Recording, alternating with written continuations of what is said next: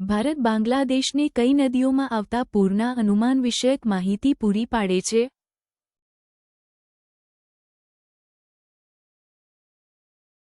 સાચો જવાબ છે ગંગા, બ્રહ્મપુત્રા અને બરાક.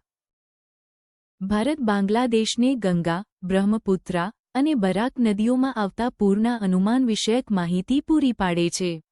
આ નદીઓમાં આવતા પૂરના અનુમાન વિષયક માહિતી પૂરી પાડવાથી બંને દેશોને પૂરના જોખમને લઈને સમયસર પગલાં લેવામાં મદદ મળે છે.